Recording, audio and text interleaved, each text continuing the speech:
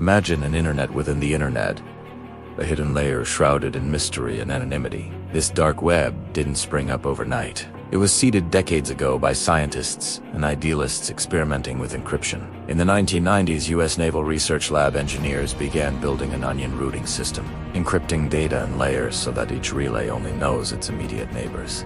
By 2002, this work had coalesced into Tor, the Onion Router, launched as an open-source network to let spies and journalists browse without leaving a trace. A simple icon, a purple onion, became the symbol of this new anonymous web. But Tor wasn't the only project. In 2000, an Irish graduate student, Ian Clark, released Freenet, a decentralized peer-to-peer network for anonymous file sharing and publishing. Freenet, later renamed Hyphanet, aimed to be censorship-resistant, a place where people could speak and share without fear. Together, Freenet's volunteer network and Tor's relays formed the first threads of the dark web. As one expert notes, no one person created the dark web. It emerged organically from multiple projects. Naval researchers, Goldschlag, Reed, Clark, Tor's Roger Dingledine. As anonymity tech spread, Tor quickly found two very different audiences. Privacy activists and dissidents under authoritarian regimes embraced it as a lifeline to free speech, while criminals saw it as a shield for illegal trade. By the mid-2000s, tech-savvy users were hiding messages and forums behind Tor's layers. In fact, the very term dark web only entered public lexicon around 2009, coined by journalists describing criminal sites protected by Tor. Over the 2010s, Tor grew from a niche project to a global network. By 2023, around 500,000 Americans were using it daily, venturing into dark sites for reasons both noble and nefarious. Even as hackers and spies flirted with Tor, ordinary people also took notice. In 2013, NSA whistleblower Edward Snowden famously used Tor to leak classified documents. Snowden's example became a double-edged sword for Tor's image. His leaks proved that Tor could protect a high-stakes whistleblower, sparking a surge of curiosity worldwide. Wheaton's Tor's network began expanding rapidly. The very tech that Silicon Valley sought to hide became a global phenomenon. Privacy and crime had become intertwined strands of the dark web story.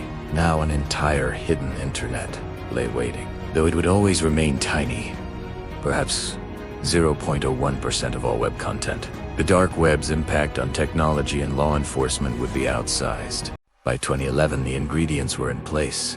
Tor for secrecy, Bitcoin for anonymous money. A young libertarian named Ross Ulbricht quietly put them together. He launched a site called Silk Road, a clandestine EB hidden on Tor, where anyone could buy or sell almost anything, openly advertising narcotics and hacking tools. The site's front page was simple, but its impact was revolutionary. Silk Road combined Tor's anonymity with traceless payments and the cryptocurrency Bitcoin. For many users, it was a convenient warping of the web. They knew one moment they were buying a book on Amazon. The next, they could click into a black market. Silk Road exploded. Thousands of drug dealers and hobbyists set up shop. The site recorded hundreds of millions of dollars in transactions. In 2 short years, it funneled nearly $1 billion of Bitcoin between buyers and sellers. At its peak, it had over 100,000 registered users worldwide. One undercover agent described it as a sprawling black market bazaar, the most sophisticated criminal marketplace the internet had ever seen. The icon of dread pirate Roberts Ulbricht's pseudonym became a digital folk villain, powerful and untouchable. His motto, scrolled on Silk Road's login page, promised buyers and sellers a revolutionary level of freedom. But Roberts was being watched. Law enforcement agents across the globe quietly infiltrated the site's forums and traced its Bitcoin trails. In October 2013, they struck. In coordinated raids, the FBI took Silk Road offline and arrested its operators. Ross Ulbricht was unmasked, his identity revealed through a mixture of technical sleuthing and plain old detective work. When asked by a judge about Silk Road, U.S. authorities later described it as a hidden service used by thousands of drug dealers to sell hundreds of kilograms of narcotics. In early 2015, Ulbricht was convicted on all counts related to Silk Road's operation, sentenced to life in prison. His fate sent a message. The dark web's promise of anonymity had limits. Silk Road's demise was earth-shaking for the dark web. On one hand, it proved that even in the shadows, sophisticated marketplaces could be dismantled. The FBI announced it had seized millions in Bitcoin from Silk Road and warned that no amount of encryption was a shield from the law. On the other hand, Silk Road's legend only grew. Within months, dozens of copycat markets sprang up, each vying to become the new king of Darknet commerce. Sheep Market, Agora, Evolution. The names changed, but the game was the same. Tor's recipe of hidden sites and crypto payments had been perfected, and nothing was going back to the plain vanilla web. Yet the law enforcement victory was not final. As one founder put it, shutdowns just create room for the next big thing. Indeed, even larger markets were on the horizon. By mid-decade, the cycle of rise and fall was in full swing. In July 2017, authorities claimed another big prize. Alpha Bay, the largest Darknet marketplace at the time. Alpha Bay had run for over 2 years, with hundreds of thousands of users and tens of thousands of vendors. Its pages held over 250,000 listings for illicit drugs alone, an order of magnitude more than Silk Road ever had. Yet, like Silk Road, Alpha Bay's days were numbered. On July 5, 2017, Thai police arrested Alexander Case's Alpha Bay's founder, and within weeks, the global takedown was announced. With Alpha Bay gone, another competitor, Hansa Market, was quietly shut down by Europol.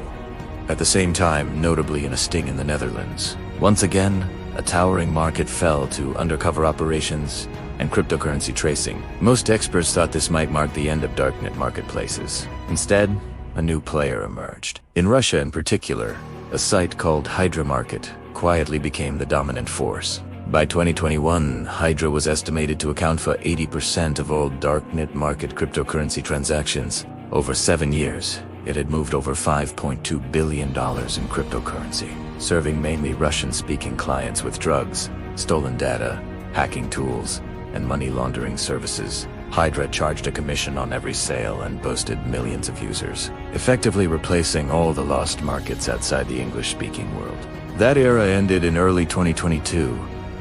In a coordinated international operation, German and US law enforcement seized Hydra servers and cryptocurrency wallets. The alleged administrator, a Russian national, was indicted on charges including narcotics and money laundering. While Hydra was dismantled, investigators noted that its success underlined a core truth. As long as technologies for anonymity and untraceable payments exist, underground markets will adapt. Today, the dark web is still with us, but it's important to remember scale. In absolute terms, it remains tiny, likely well under 0.01% of the entire internet. Tor's hidden addresses number in the hundreds of thousands, not billions. What has changed is not quantity, but intensity. The dark web has become a proving ground for new ideas and technology in crime. Privacy tools like Tor remain vital for activists and whistleblowers. Indeed, institutions like the BBC and Facebook even run official .onion sites for users in repressive countries. At the same time, they continue to frustrate law enforcement by allowing illicit markets, ransomware operations, and data thieves to operate under layers of encryption. In the end, the history of the dark web is a tale of duality. It is a story of idealists who wanted free speech and government secrecy, and of criminals exploiting those same tools. From Freenet's humble beginning to Elbrish's Silk Road saga and the Hydra takedown, the dark web has never been one thing or the other. It is a slice of the internet where the fight over privacy versus policing has played out in real time. And as technology evolves, that fight will continue forever, lurking, always hidden, and endlessly captivating.